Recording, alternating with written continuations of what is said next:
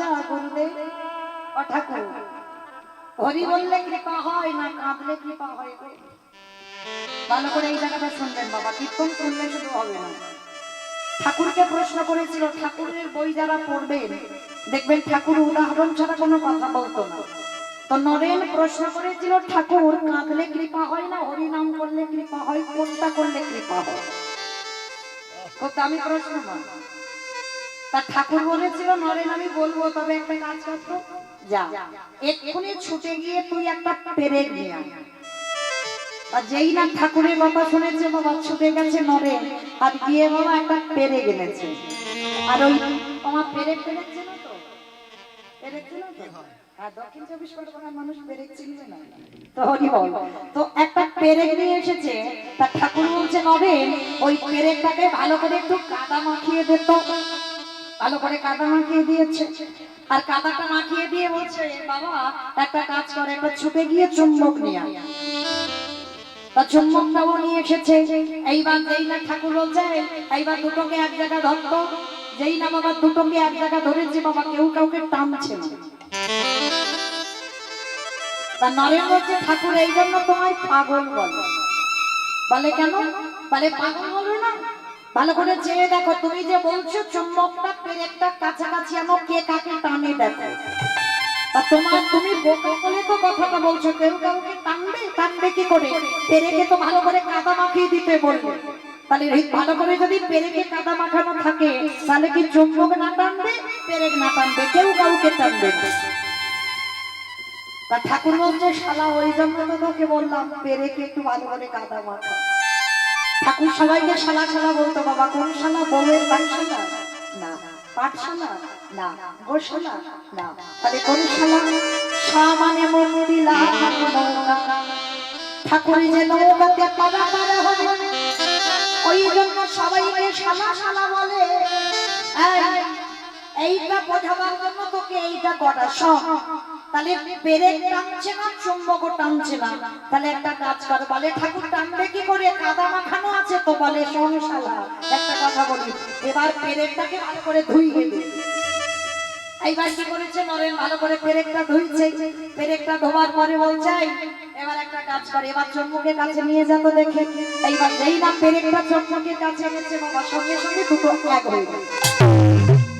তার ঠাকুর জিজ্ঞাসা করে, আরে কে কাকে টানলো? কে কাকে টানলো? পেরেকটা টানলো না চুম্বকটা টানলো? কে কাকে টানলো? বলে ঠাকুর তুইও বড্ড পাগল, পেরেকটা টানলে কেন, চুম্বকটা তো টেনে নিল। বলে আগে টানলো না কেন? বলে আগে তো কাদা মাখানো ছিল ওই জন্য। বলে এখনো কিছু বুঝতে পারলি না? এই জগতের ভক্তরা হলো, জগতের মানুষ হলো পেরেক রূপী, আর আমার পরমাত্মা রূপী ভগবান হলো চুম্বক।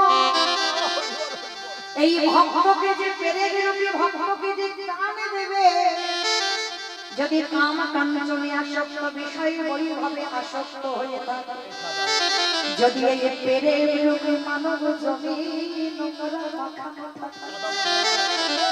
তাহলে এই নোংরাকে তো আমার পরমাত্মা রূপী ভগবান টানতে পারবে না। ওরে নরে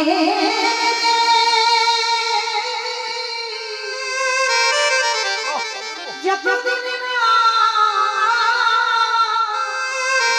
ওই গুরু পাদে একেবারে কৃষ্ণ বলে এই মহিলা যতদিন না ধ্বংস করছে। কিসের মহিলা? কাম কাঞ্চনে আসক্ত, বিষয় বিষয়ে আসক্ত। ছেলে আমার, মেয়ে আমার, জায়গায় আমার, জমি আমার, বৈভব আমার, এগুলো মহিলা। এই মহিলা যতদিন মানব রূপী পেরেকের শরীরে থাকবে, আমার পরমাত্মা রূপী চুম্বক টানতে পারবে না।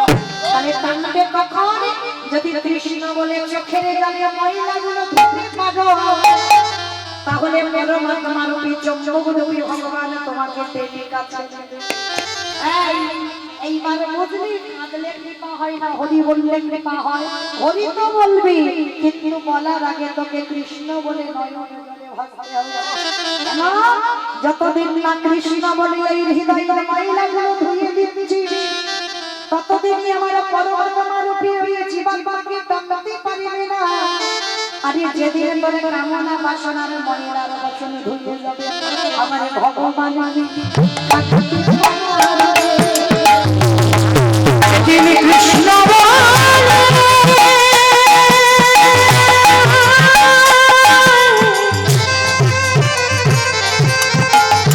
যেদিন কৃষ্ণ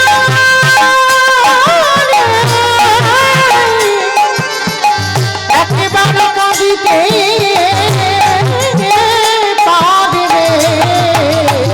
আমার ভগবান কি থাকিতে পারবে।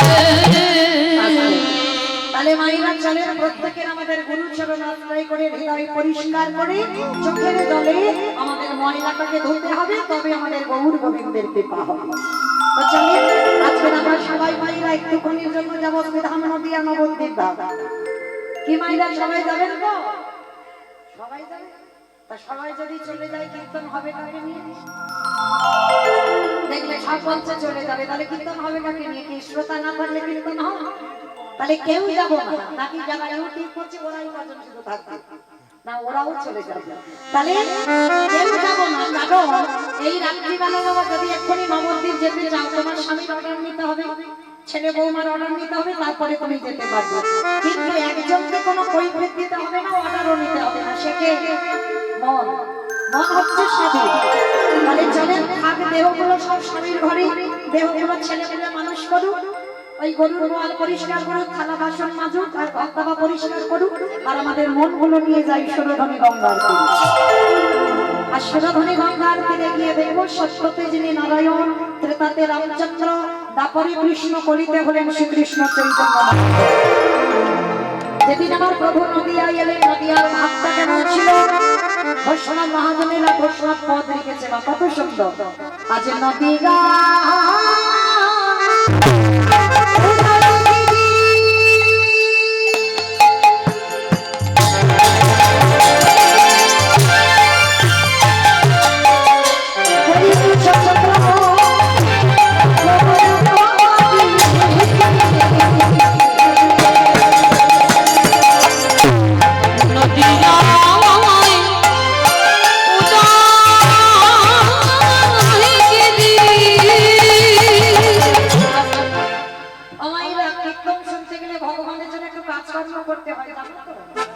শঙ্করধ্বনি, উলুধ্বনি, আর যাদের যাদের হাত এসেছে, যাদের নাম বলবো, হাত আছে তো? যাদের আছে কই একবার দেখান। নিতাই গৌর কৃষ্ণ প্রণাম, হরি বল, হরি বল। তার মানে সবার হাত আছে, কই এবার একটু উলুধ্বনি দাও। আজ নদী গা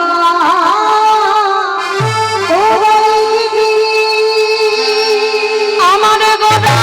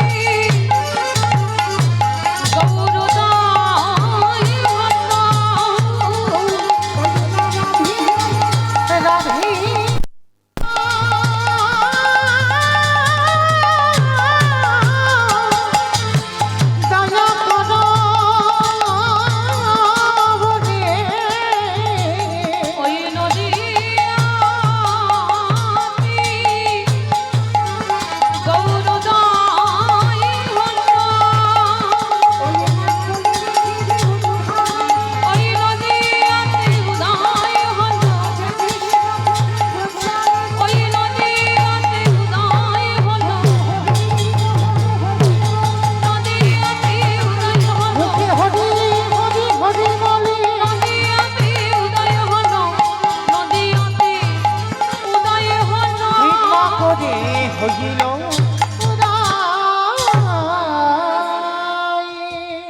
নবদ্বীপের মাটিতে ব্রজেন্দ্রনন্দন কৃষ্ণ গৌর হয়ে এলো কাকটাকে শান্তিপুরের মাটিতে পুরো অদ্বৈত আচার্য গোসাইয়ের ডাক। আর এই অদ্বৈত আচার্য গোসাইয়ের একটা নাম ছিল বাবা, যার নাম মৃত্যুঞ্জয়। আমাইরা বলো তো দেখি মৃত্যুঞ্জয় কোন ঠাকুরকে বলে? মহাদেব। মহাদেবের একটা নাম হচ্ছে মৃত্যুঞ্জয়। কেন? সত্য যুগে বাবার মরণ হয়নি, ত্রেতা যুগে মরণ হয়নি, দ্বাপর যুগেও মরণ হয়নি, আর কলি যুগে ওই বাবা রূপ পরিবর্তন করেছে। নাভাদেবীর গর্ভে জন্ম নিল কমলাক্ষ, বড় হওয়ার পরে নাম হলো অদ্বৈত আচার্য গোসাই।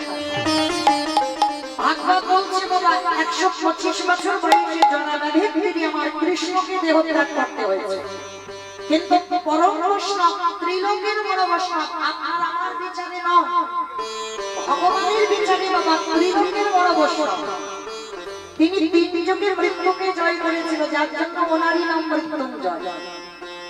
কিন্তু বাবা এই জায়গাটা প্রত্যেকের একটু বিচার করতে হবে, অনুভব করতে হবে।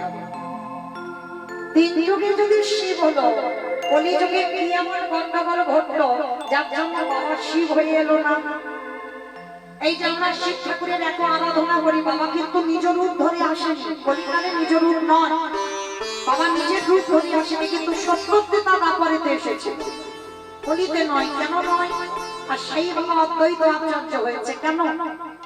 তার একটা কারণ আছে বাবা, ছোট্ট একটা অপরাধ করে ফেলেছে। অপরাধটা করেছিল কবে জানো? এই যুধিষ্ঠিরের রাজস্ব হয়ে যেত। এই জায়গাটা একটু মন প্রাণ দিয়ে আস্বাদন করবে ভাই।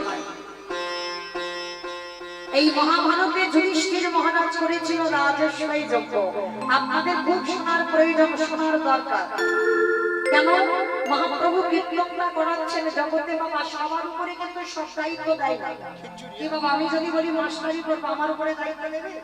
কখনো পারবো না। আমি যদি বাবা প্লেন চালাবো, আমার দ্বারা হবে? হবে না। আমি যদি বলি ট্রেন চালাবো, হবে আমার দ্বারা? হবে না। কেন হবে না? কারণ ওটা আমার উপরে দায়িত্ব দেয়নি। ভগবান দিয়েছে কি, যে তুমি কীর্তন করো, হরি নাম করো, জগৎকে চৈতন্য দান করো। মানে ভগবান এক একটা মানুষকে এক একটা দায়িত্ব দিয়ে পাঠায়। তাহলে এই যে কীর্তন, কেন? অচৈতন্য জীবের চেতনা হবে বলে। কি বাবা হয়নি এখন জগতে চেতনা? হয়েছে। অনেকে বলে বাবা মোবাইল খারাপ, আমি মানছি খারাপ, যে যেভাবে নেয়। কেউ যদি বলে বাবা খারাপ, খারাপের দিকটা যাবে, আর কেউ যদি বলে ভালো, তো তার ভালোর দিকটা যাবে। যদি বলো কেন জানো?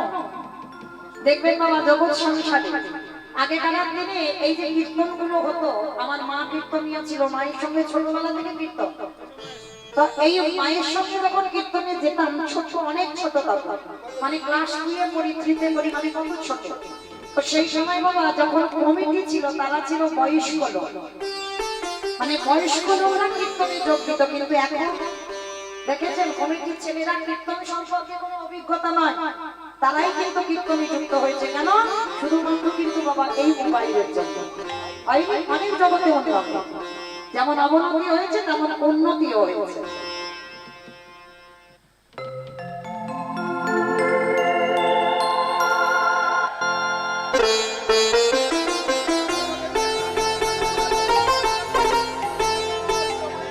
নিতাই গৌর কৃষ্ণ প্রেমানন্দ। হরি বল, হরি বল, হরি বল।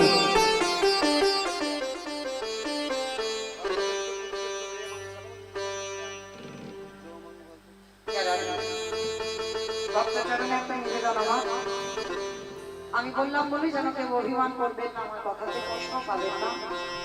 যারা যারা কিছু দেবেন, দান করবেন, কীর্তনের শেষে আপনাদের জন্য একটু দাঁড়াবো, কিন্তু কীর্তন চলাকালীন কেউ হরিবাসরে আসবেন না, এইটুকু আপনাদের চরণে নিবেদন। আমি বললাম বলি যেন কেউ অভিমান করবেন না আমার কথা, কারণ বারে বারে যদি আসেন তাহলে কীর্তনে ব্যাঘাত হবে, অন্যান্য ভক্তদেরও কষ্ট হবে, সেটাকে বাবা আমাদের নাম অপরাধের মধ্যে আমরা পড়ে যাব। ওই জন্য কথাটা বললাম, কীর্তনের শেষে আসবেন, কীর্তন চলাকালীন কেউ আসবেন না। নিতাই গৌর কৃষ্ণ প্রেমানন্দ। হরি বল, হরি বল, হরি বল। যুধিষ্ঠির মহারাজ করেছিল রাজস্বী যজ্ঞ।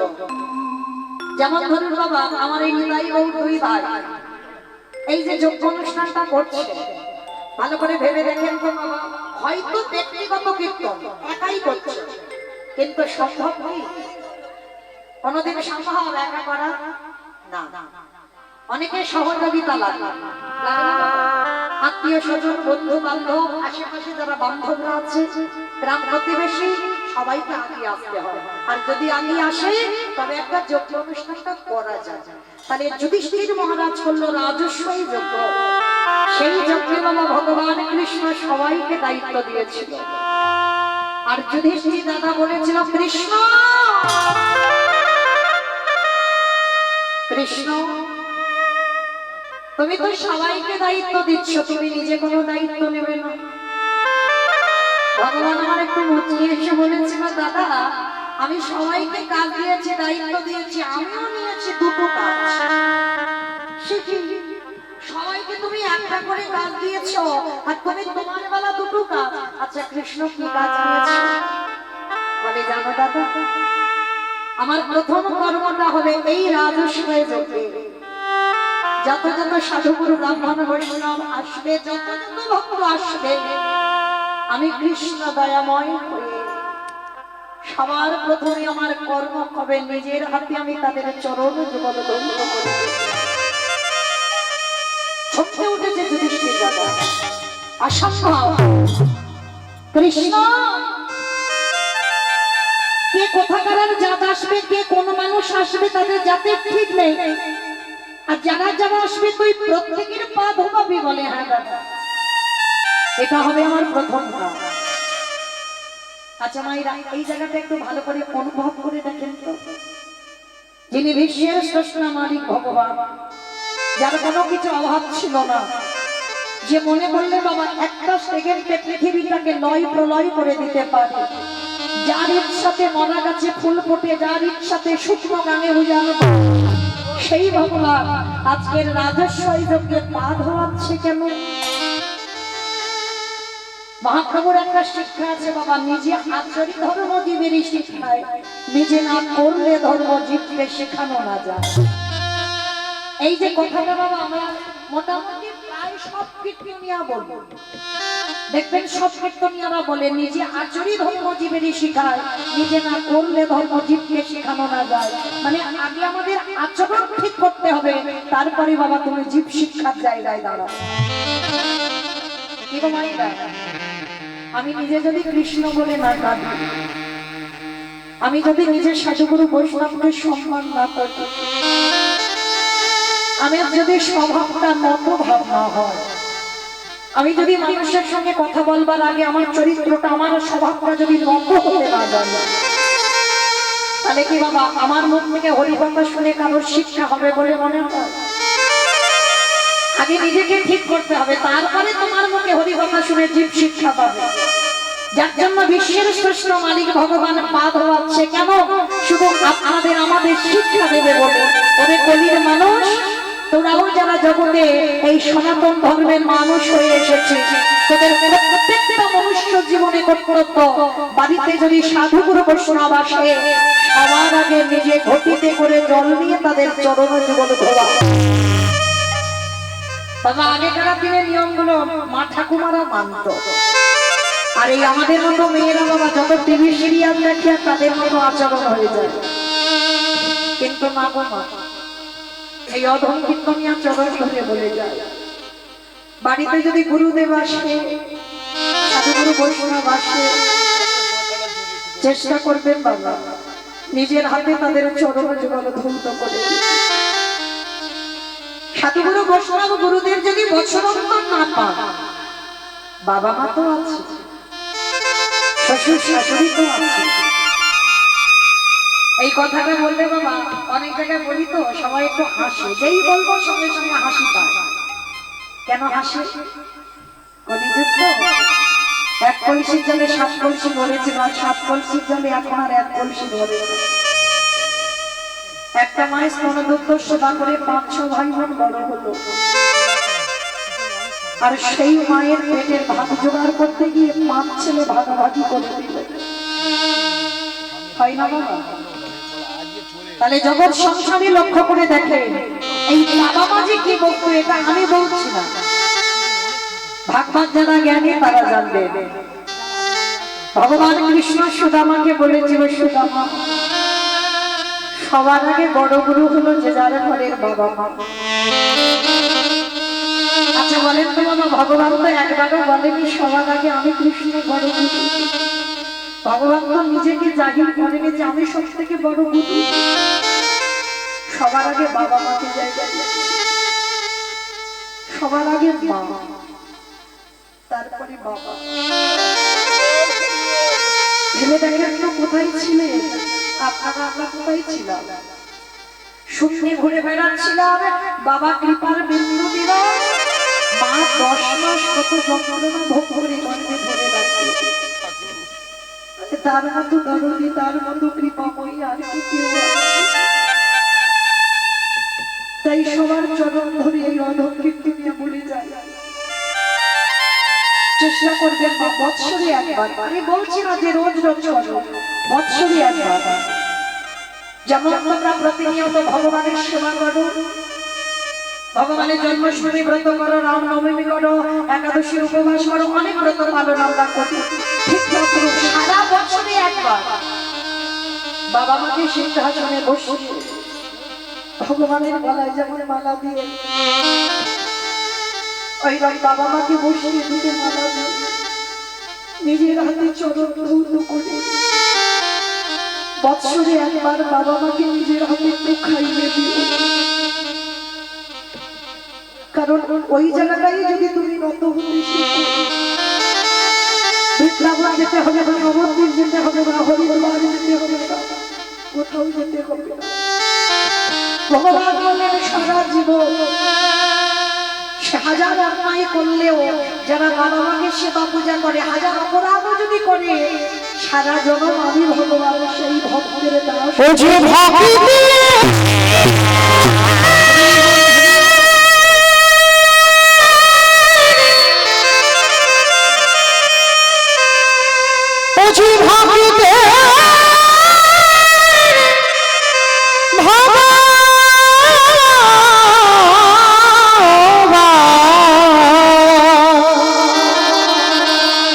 বুঝি ভক্ত ছাড়া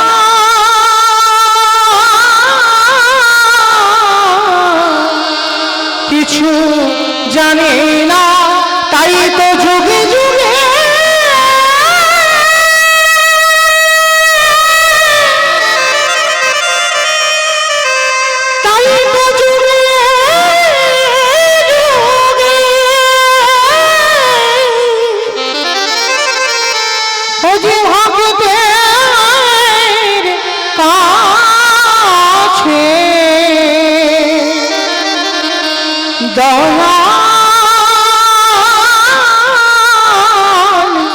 ছুটে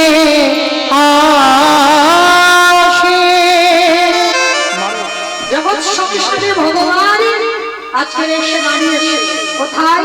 বিশ্বের শ্রেষ্ঠ মালিক ভগবান জগৎকে শেখালো ভক্তদের চরণ ধৌত করে।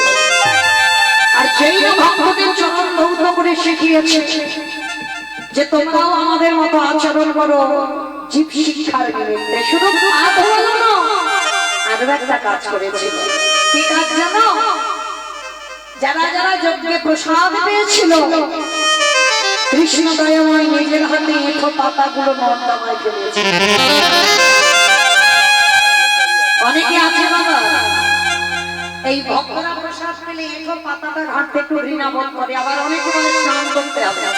ওই যে এঁঠো পাতাগুলো পরিষ্কার করেছে, স্নান করতে হবে, তবে বাবা সবই কোনো ওই কেউ যদি অনুষ্ঠানে মাছ মাংস খেয়ে যায়, ওই একটু ঘাটতে কোনো কাজ হবে না।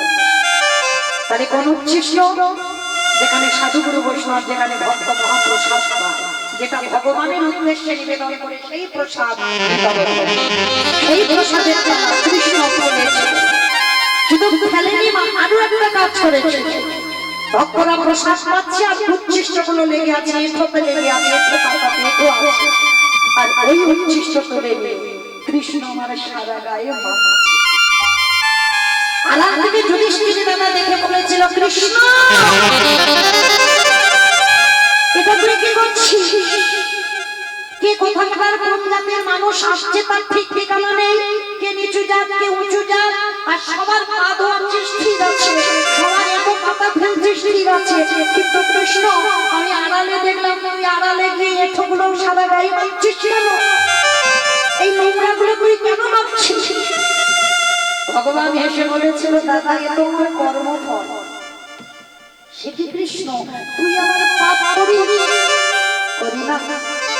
সবাই পাপ করে, সবার বিচার আমি করি।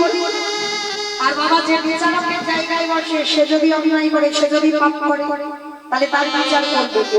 ভগবান বললেন, আমার বিচার কাউকে করতে লাগে না, আমার বিচার আমি নিজেই করি। সে কি কৃষ্ণ, তুইও আমার পাপ করিস? কি আমার পাপ করেছিস কৃষ্ণ? বলে, দাদা পাপটা তো আমি বাপারিতে করি নাই, পাপটা করেছিলাম ত্রেতা যুগে রঘুপতি রামচন্দ্রের অবতার। রাম অবতারে পাপ করেছিলিস? কি পাপ? বলে, জানো দাদা, আমি নিজের হাতে একটা মুনিপুত্রকে হত্যা করেছি। মুনিপুত্র সে কে? বলে, বিশ্বের সবার মনে ছেলে, যার নাম ছিল রাবণ রাজা। রাবণ রাজাকে নিজের হাতে হত্যা করেছিল রঘুপতি রামচন্দ্র অকাল বোধন দুর্গা পূজা করে। জানো তো, যে দুর্গা ঠাকুর আপনারা দেখতে যান আশ্বিন মাসে, ওই দুর্গা পূজাটা করেছিল রঘুপতি রামচন্দ্র। কেন করেছিল? শুধু রাবণকে বধ করবার জন্য। আর ওই দুর্গা পূজাটা করেছিল রাবণ রাজা। তাহলে কত বড় ভক্ত ছিল এই রাবণ। তবে বাবা একটা কথা বলি, আমরা রাবণের একটাই কথা আপনারা চলতি কথা মেনে নেন, অনেক সংসারেও বলবো। কথাটা কি না, তুই হলি আমার ঘর শত্রু বিভীষণ। বলি না, তুই আমার খাস, আমার বাড়ি থাকিস, আর আমার বাড়ির গল্পগুলো লোকের কাছে বলে বলে তুই হলি ঘর শত্রু বিভীষণ। কিন্তু মায়েরা, এটা আপনাদের কথা নয়, আমারও কথা নয়, কথাটা বলেছিল রাবণ রাজা লঙ্কার মাটি। কবে বলেছিল জানো? যেদিন বাবা ঘোষণা হয়েছিল যারা যারা রাম মৃত্যুদণ্ড, আর এই ভয়ে পড়ে বাবা কেউ রাম নাম করতো না, সবাই ভয়ে ভয়ে ঘরে চুপি চাপি থাকতো। আর কিন্তু ওই বিভীষণ মানে রাবণ রাজার ভাই, বিভীষণ রাতের অন্ধকারে কাউকে কিছু না বলে জানালা দরজা ভিতর থেকে বন্ধ করে দিয়ে ছবিটাকে বুকে জড়িয়ে ধরি, সারা রাত শুধু আরামে করে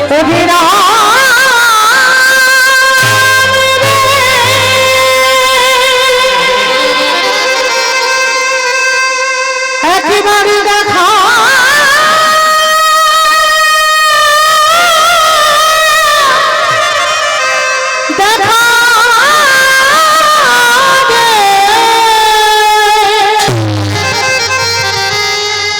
তুই নাকি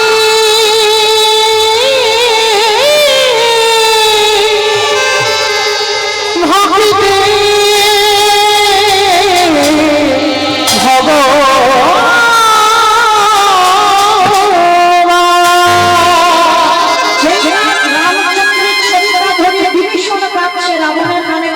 চলে গেল। রাবণ রাজা রাগান্বিত হয়ে বলল, এত বড় সাহস, আমার ভাই হয়ে সে কি আমার শত্রুর নাম করে? দেখাচ্ছি মজা ওর। রাতের অন্ধকারে ছুটে গেল, আর ছুটে গিয়ে বাবা যেই দরজাটা খুলেছে দেখে না সত্যিই রামের ছবি ধরে গেছে। আর রাবণ রাজা কি করেছে? সজোরে গিয়ে একেবারে বিভীষণের বুকে লাথি।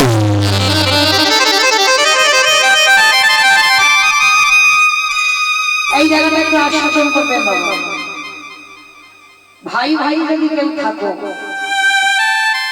এই রাবণ আর বিভীষণের চরিত্রটা তাদের শোনা খুব দরকার, খুব প্রয়োজন। এগুলোই তো বাবা জীব শিক্ষা, এগুলো তো সমাজের শিক্ষা। এই যে গৌরমিতা, এরা তো ভাই কীর্তনটা করছে, এ জগতে ভাই ভাই কেমন হই আমরা? ভাইয়ে ভাইয়ে লাঠালাঠি হয়, ভাইয়ে ভাইয়ে খুনোখুনি হয়, ভাইয়ে ভাইয়ে জায়গা জমিতে শিল পোতা হয় না? বেড়া দিয়ে দেওয়া হয়, এটা তোর জায়গা, এটা আমার জায়গা, ভাই ভাই জায়গা ভাগাভাগি হচ্ছে। আবার দেখবেন বাবা, ভাই ভাইয়ের মামলা পর্যন্ত চলে, পাঁচিল তুলে দেওয়া হয়, এক ভাই আর এক ভাইয়ের মুখ পর্যন্ত দেখে না। এক ভাই যদি মরেও যায়, আর এক ভাইয়ের এতে কোনো যায়ও আসে না, হৃদয়ে আমার কোনো অনুতাপ থাকে না যদি ছোট ভাই মরে যায় বা বড় ভাই মরে যায়। কিন্তু মায়েরা, এগুলো আপনাদের সঙ্গে হয়, এগুলো আমার সঙ্গে হয়। রাবণ বিভীষণ এরা এমন ভাই নয়। ভাই ভাইয়ের কেমন চরিত্র হওয়া উচিত বাবা শিখে নেন। আশীর্বাদ করে যাবেন এরা দু ভাই যে কীর্তন করাচ্ছেন, এদের যেমন স্বভাবটা, এদের চরিত্রটা মৃত্যুর আগে মৃত্যু পর্যন্ত যেন এমনই থাকে।